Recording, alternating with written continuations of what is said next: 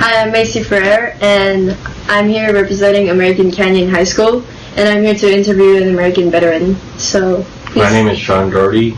Did 20 years in the United States Navy. Right. And which war or conflict did you serve? Operation Iraqi Freedom and Operation Enduring Freedom, which were the last two wars which was actually the first war when I joined when I was on the USS Cleveland, and it switched to Enduring Freedom, which lasted all the way up till today. Right. And what was the highest rank you attained? E5. Can you? E5 is enlisted 5th Petty Officer, 2nd class. Right. Boatswain mate. So you enlisted in the Navy, correct. Okay. So, can you explain how your life was before the war or before the Navy in general? Went to high school. I got out of high school. I went to several colleges, and then I worked at a casino. Then I thought I'd go down to a recruiter, and I first went to the Air Force. My ASVAB wasn't good enough, so I went to the Navy, and they accepted me in, and I went right in. I joined in 1993. Joined the Twins company, can't remember what number, but Twins company. So we got to go see the Twins game in '93, right in August, right in early August, down in Minneapolis, and then we went to, then we hopped on a bus and went to Chicago for boot camp. All right. So what made you want to join, well, first you told me you joined the Air Force. What made you want to? I just wanted to change from my hometown. I see. So, and since they didn't accept you, you went to Navy? Navy and didn't know what to expect. Alright. So, what was your initial thoughts when, the war occurred, The war, I became part of the war on my second ship. So my first tour was about 5 years on the USS Coronado, which is a flagship. And while I was there, they converted it from a LPD to, a LPD to a flagship, which was basically designed for communication. Okay. So, can you explain us what your job or duty was? My job on the Coronado was a deck seaman, petty officer, which starts lower management leadership. So that means, first of all, I learned the jobs that we do, which in the Navy on a ship, there are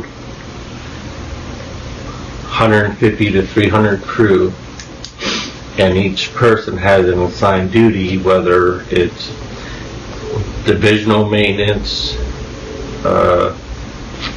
DC maintenance, which would also be preservation, also learning seamanship for the ship, for the evolutions that it does, like well deck operations, and also refueling, and also launching and recovering small boats. And then once I transferred off there, I went to shore duty in 32nd Street for about 6 months, and then I went to Point Loma, and then from there I was there for 3 years. Then I went to the USS Cleveland, which got me into the war because of my first deployment. Even though on my first ship I did a training exercise in Hawaii, which lasted 3 months, so that was my first break-in for being away from the mainland. Then how was your training exercise? Oh, we were training all the time, because on a ship, the crew is the ship. The crew has to take care of the ship. So part of your training is the evolutions, and also if there's any firefighting, any damage done to the ship, because the people on board are the ones who have to take care of the damage. You can't call an outside source to come help you, okay. to get to you right away. I see. Even though when you're tied to the pier you can, because there's always 911, which has fire department, and on each base they have a fire department, so they're on standby, but they can only do so much too. And so when you joined the military, or like when you were planning to, what did your family think? Did they approve? Well, my dad did 10 years in the Army. My brother did 4 years in the Marine Corps, and then I joined the Navy. Is that one of the reasons why you kind of wanted to join too? No, I just want to get them small town. I see. So, how did you feel in the beginning of your service? Like, were you excited? Oh, I was very excited. I was in San Diego, California. I was on a flagship. I mean, we barely left the pier. It was great. I mean, we made our ship look so clean and so pretty. I mean, that was our main concentration. Must be awesome. And what was the longest time where you separated from your family then? 8 to 9 months.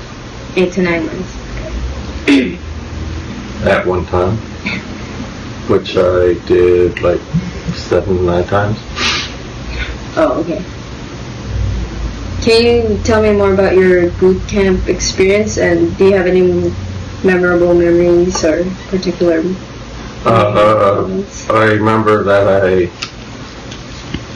wasn't doing so good on PT in boot camp, so I kind of missed the officer training, where they tell you how to salute and why you salute and everything, which I learned a year later, basically. But at least I was doing enough to stay out of trouble.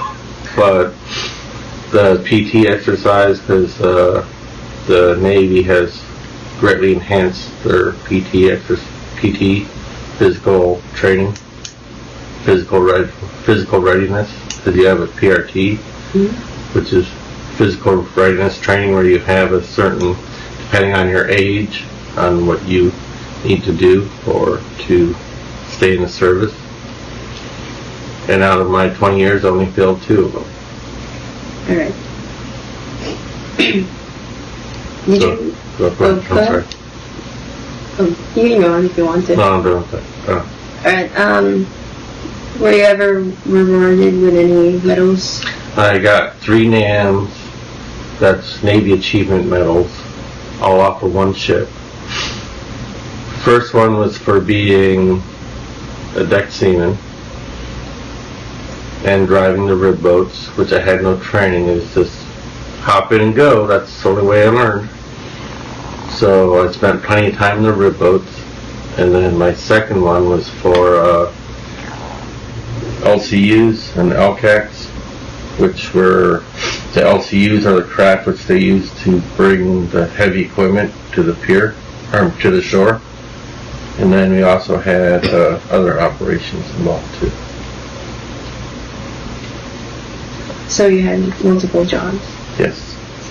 Because we had the tanks, what they were, floating tanks that would jump off of our well deck and go in the water, and they'd go to shore. But were you sent to the battlefield? My entire time in the Gulf, I came 20 foot from the south, from the north, very north side of the Persian Gulf. Because I was able to touch the pier, which was about 20, 30 feet from the land.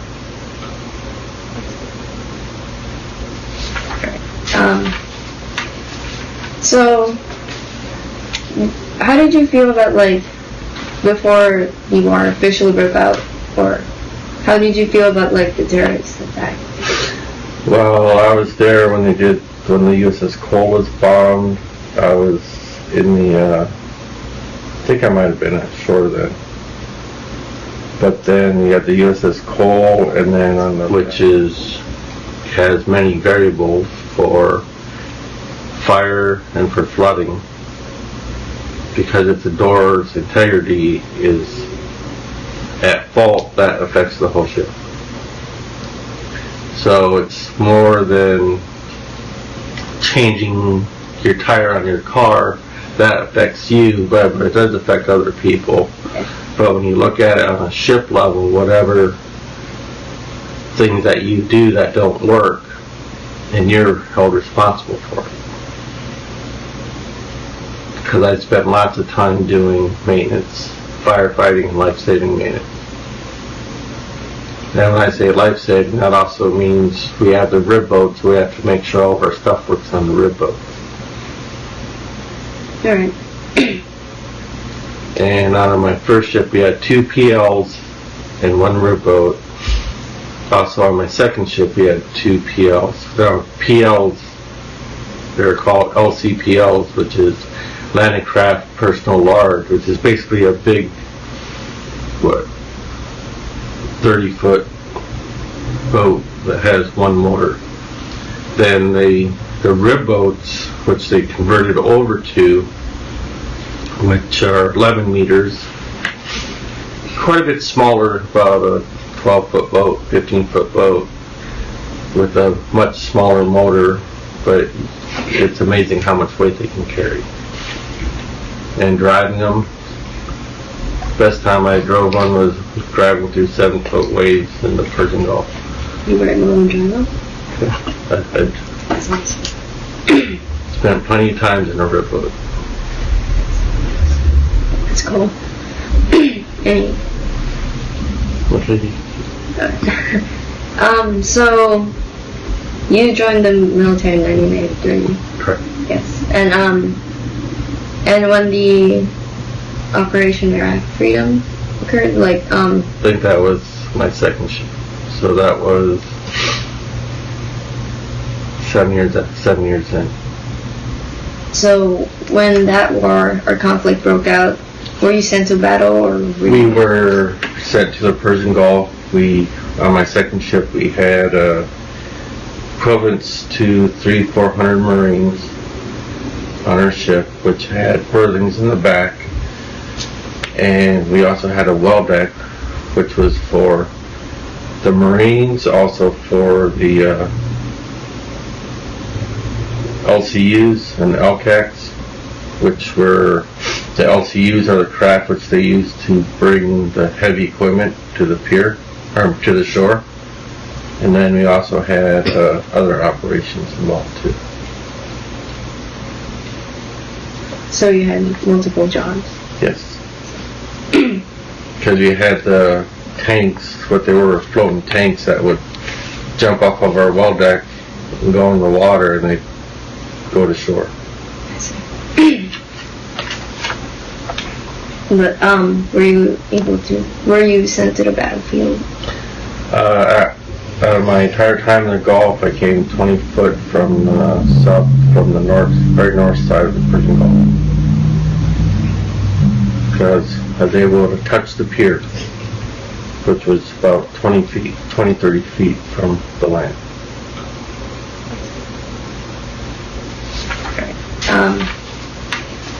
So, how did you feel about, before the war officially broke out, or how did you feel about, the terrorist attack? Well, I was there when the USS Cole was bombed. I was in the, I think I might have been at shore then. But then you had the USS Cole, and then on the back end of my first or second deployment, we had 9/11. Were you there in 9/11, or? No, we were on our way back from a deployment. Okay. From the Persian Gulf. And that hit us 3 days out before we pulled in, so us getting pulled into San Diego was extended another day. Just for criteria for them to verify that the piers are safe and everything, that the base is secure. So did those attacks like shock you? Yes, because we try to do our best to look out for ourselves, and as apparently, as time has proven, we take out one evil, another evil replaces it.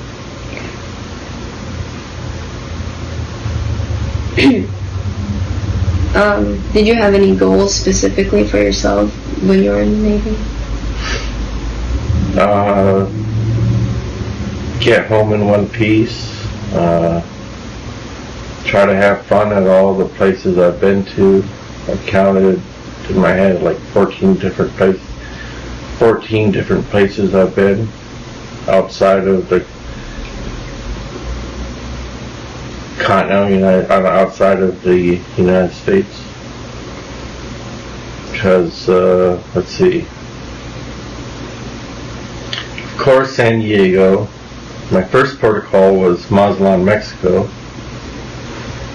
on the flagship. That was interesting. Also been to Rosarita, Ensenadas, of course Tijuana, that one don't count. Then I've been to Victoria, Canada. I've been to Washington, Seattle, Washington, Victoria, Canada. I've been to Anchorage, Alaska. I've been to Pearl Harbor. I've been to Guam. I've been to Japan. I've been to Australia. I've been to Singapore. I've been to Malaysia, Croatia, Australia, Italy, Greece,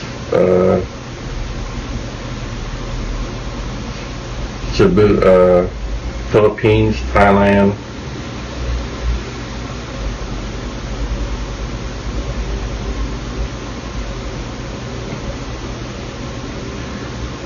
There's another island I've been to, I just can't remember off the top of my head.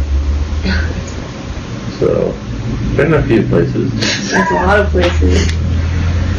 So you listed a lot of countries and places you've been to, and what can you tell us some of the reasons why you were sent to some of these places? Liberty call for some because of deployment, because you can't have the stress level be so high for the sailors. They need to be able to relax.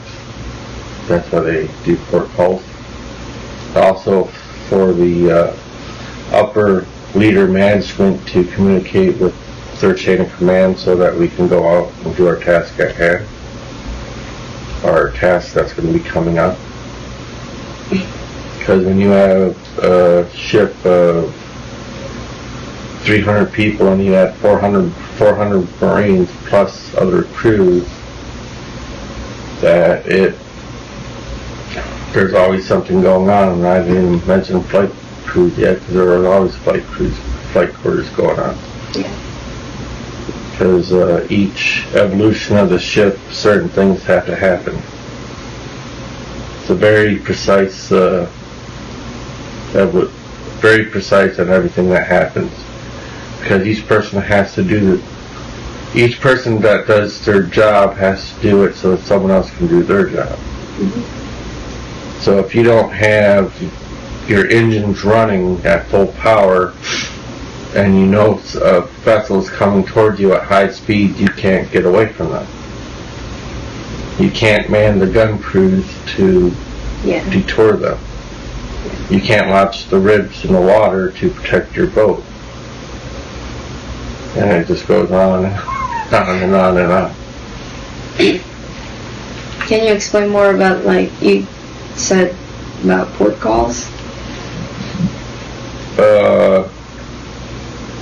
Been to 2 ports in Australia, 2 ports in Japan, been to, I didn't even add United Arab Emirates. I've been to Bahrain and Dubai there.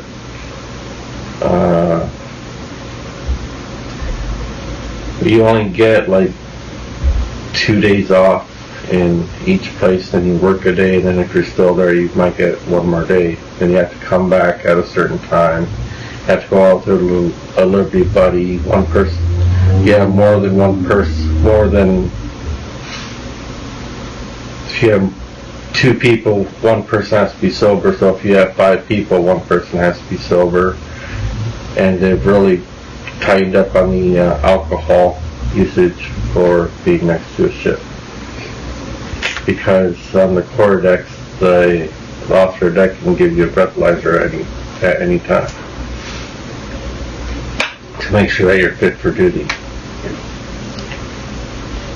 So, in each country, was there like tension in the places you were? Some spots, when first time to UAE, is very, because each culture is different. Yeah. Irish, German, Norwegian, you are. Filipino. So, I've been to Cebu, Philippines. Mm-hmm. So,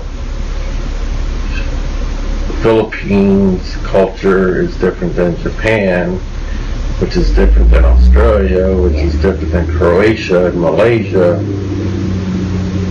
and different than United Arab Emirates. Mm-hmm. So each culture just has, because that's the thing that people keep forgetting about, is culture, people, and trying to understand that. Because today's just, I don't know, it's something that people should keep in mind. It's culture. Alright.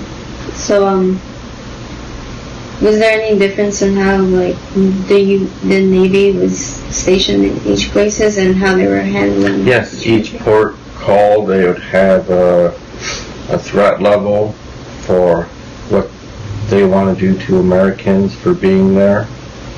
So that what they would do is they would give you a designated area that you could be in, so that you needed to stay in that area so that it didn't become an international incident. Because even if we have a base in Philippines, or we have a base in Japan, or we have a base in United Arab Emirates, anything outside of that base that deals with a local, a native, would become an international incident, which has happened over again and again and again. So, because with that country hosts the U.S. by letting them have a base there. So each threat level is different for the places that you go for at the time that you are there. Kind of like if you are in the Yellow Sea and China is having stuff with missiles, then that's going to be a different threat level than what you would have for over in Japan, just with modern things going on, because our relations with Japan is a little bit better than what it is with China, hypothetically, or either or, but just to point out. If that makes sense. Yeah. What was the highest threat level place you've been? We pulled into one port once and weren't even allowed to leave the ship, and we were there for 3 days. Did that scare you? Not so bad, because at least there weren't guns pointed at us compared to other places where we've been, where we drive through and you see the small boats with guns pointing at you all the time.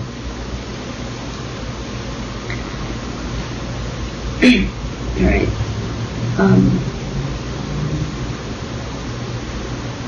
Sorry. So, how did the war and serving the military affected you emotionally?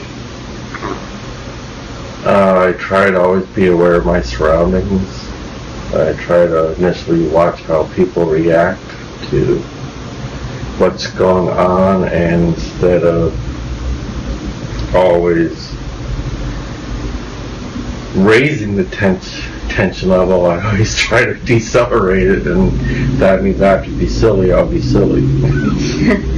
Because at least a smile and a laugh is better than vulgar words that we're capable of. Yeah. Mm. So let's see, what else can I tell you? I've manned the 50 cal. I was a mount captain for the 50 cal. Gone through several straits where I got to be outside the ship when everyone else had to stay inside the ship. I got to be a senior bridge member team where I was directing the officers on how to help run their bridge because of the evolutions that we're doing and everything that's going on. Actually, we've had several casualties where I was able to assist in to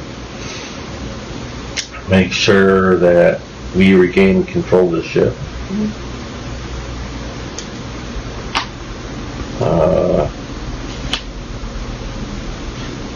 All the evolutions on pier side and on the ship side, I just wish that more people could see it so that they could just get a better understanding, because I don't know, you can take the sailor away from the sea, but you can't take this sailor out, because it's like I got to be a knot. I can tie knots, sharpen knives, I can shine my boots. I mean, I can make my uniform look real nice. I took pride in what I did for my job so that I could be the best that I could be. And it's just very hard to still get out of that mindset, even though I've only been out since August 2013. Because it's just drilled into me, and it's like, but other people look at serious, I look at superfluous, and they just, why don't you take this serious? Is it life-threatening? No. Okay then. Because if my definition of life-threatening and their definition of life-threatening might be totally different. Because what they consider hostile, like, oh, okay. So during the time, like, the attacks on the U.S., and there was, like, reports about Iraq or Afghanistan, like, having, like, nuclear weapons, or were you scared that it might, like... Well, you're on a ship 90% of the time, and that ship is normally away from pier 98% of the time. And depending on the placement of the ship and what your defenses are, because the ship against a nuclear attack really isn't, you can't do much. But then the U.S. only lets us know of nuclear when we know we've been working on bigger projects, but even though nuclear has been the biggest threat ever since Star Wars, Ronald Reagan. So, and we're still fighting that threat today, so any ship that is out there carrying just the Navy crew, carrying Marines, or carrying anyone, including the Coast Guard and the Merchant Marines, anyone that is for the U.S. side, that threat's always going to be there. That's why we have our fleet projected out on the fleet so that we can maintain those casualties. So we can keep those threats down. Because that is why they are there. Because even though they're doing one task, the ship's still doing several other tasks. But, did you ever think it was gonna go on to, like, a full-out war? Well, yeah, when you're sitting out on the water, and you see these small boats coming towards you, and you never know, one person could actually... All it takes to start up a hostile environment is one person to accidentally pull the trigger. Yeah. We've had many close calls. Well, the good part is they train us on what we're supposed to do. Basically, if you're on a boat and someone's open firing on you, you have permission to open fire back. But if you're on the ship and you have a handgun, the situations are totally different. But if you're on a mounted gun for the ship, the situation is different. And can you explain to us your life from the time, like, the war ended, or your service ended, to present day? Out looking for jobs, debating on going to school, trying to understand my VA benefits so that I can use them constructively, trying to understand the VA system and what I can use to my advantage just for being retired. Because there's a difference between being a veteran and being a retired veteran. There are different benefits that apply to you. And depending on the circumstance of which you get out of the service, those circumstances change too.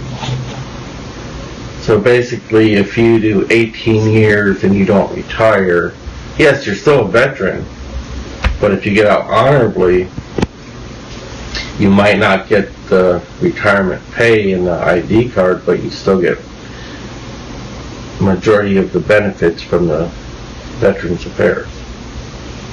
And I know since I've been out, the Veterans Affairs has been going through quite a bit, but they are still ready to help on a moment's notice. And it's not just Veterans Affairs, because there's other avenues that veterans have to pursue what they want to do or what they need to do. That a lot of, because what is there, Legion, the American Legion, VFW, DAV, CalVets, AMVETS, bless you, Sorry. AMVETS, Veterans Affairs, and all of these organizations are there to assist veterans so that they can help go with modern society. Because majority of the time, the best person to help a veteran is a veteran. Mm-hmm. Because each person in the service has done different things.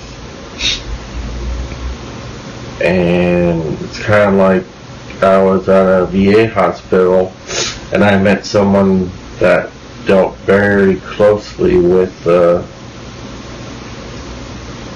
one of the major events from like 4 years ago. I mean, he was directly involved, and it's just like you just didn't realize because of circumstances and everything that's all put together, because of not just the Navy but the military as a whole. Because I'm explaining to you all on how the Navy works. Well, the military works as a whole just like that.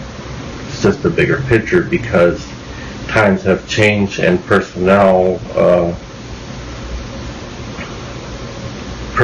have gotten lower on what the military is able to do. That makes it harder for people to get in and stay in.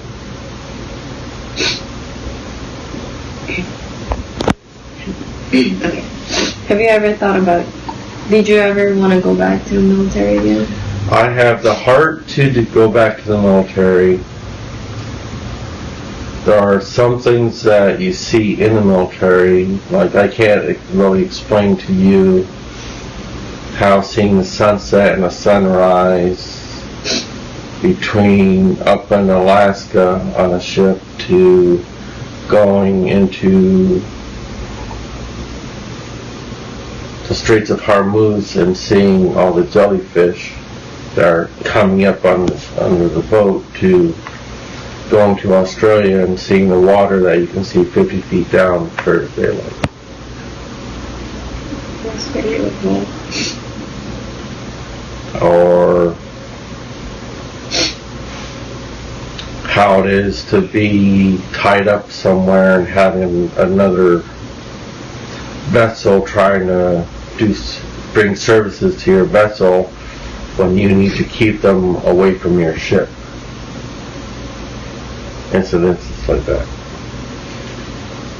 It's hard to verbally say, especially when you have another group there on another vessel that speaks a whole other language. Mm-hmm. And trying to match their force so that you are not going, so you are just try, because there's a difference between deterring and being hostile. Can you explain it? Well, okay, you're sitting here, I'm sitting here. That would be what? Opportunity, right? Mm-hmm. So, if one of us had a knife or a gun, what would that be? Hostile. Capability. So, what would intent be? The drawing of it, the pointing at it. Those are the three things that make a hostile environment. Opportunity, intent, capability. If those three levels aren't matched, you don't have a hostile environment.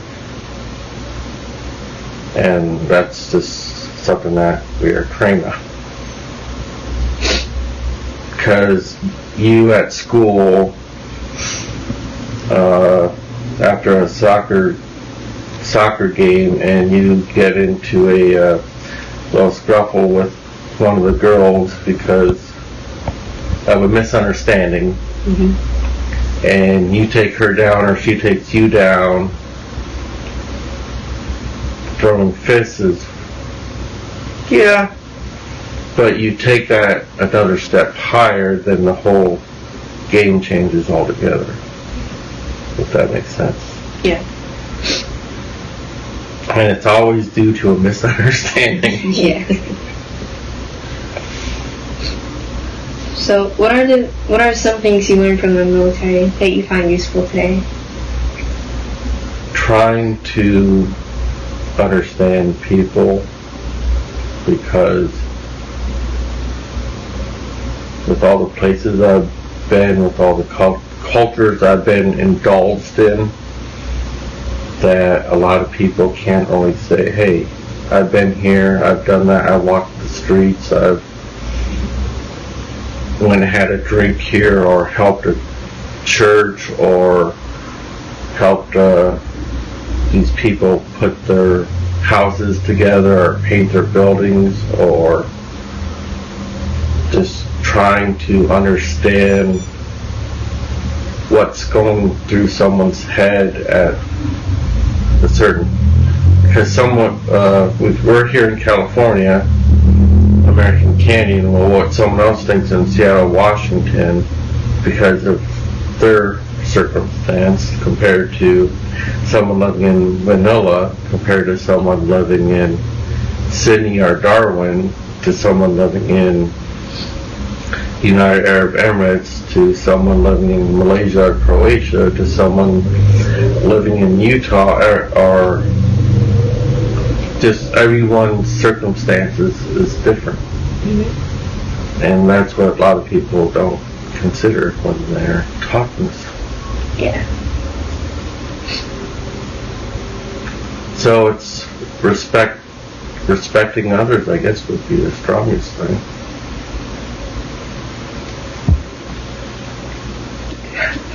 Do you think the war you fought for was beneficial, meaningful, or?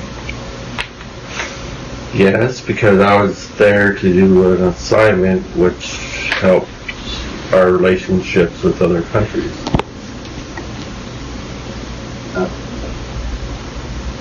Because what we were doing in Australia was different than what we were doing in United Arab Emirates. The U.S., I'll just give you an instance, it was on the news, like 3 months after I got out. We had been doing operations with United Arab Emirates. My first trip there was, 97, 98 maybe? So, yeah. So 99 to early 99 was my first trip there. And right now we're in 2013, so it's taken 13 years for the U.S. to actually do operations with United Arab Emirates military, our military and their military, actually doing training together. And that's been evolving long before I even joined the Navy. And that's just one aspect. So you think of all the different relations that we have with all the other different countries, yeah. So I was able to take a little bit of part in something that I was able to see the bigger picture of. And it's been way over. It's fine. So I know. Well, good. I'm not worried about it. Alright, longer the better, right? So, what's your message for a future generation? Be aware of what's going on around you and indulge wholeheartedly in the things that you want to, but always be respectful to anyone that you meet, because we keep forgetting about their circumstances and our circumstances. So that, hey, what's that song by the Eagles? Take it easy.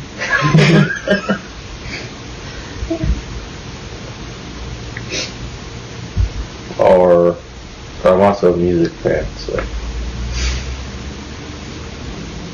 As you see, I got my kid's guitar back here, and I have my other guitar at the church. I'm still waiting to get it back because the amp didn't work. Music person. Alright, so that was the end of the interview. But thank you for your time. You're welcome.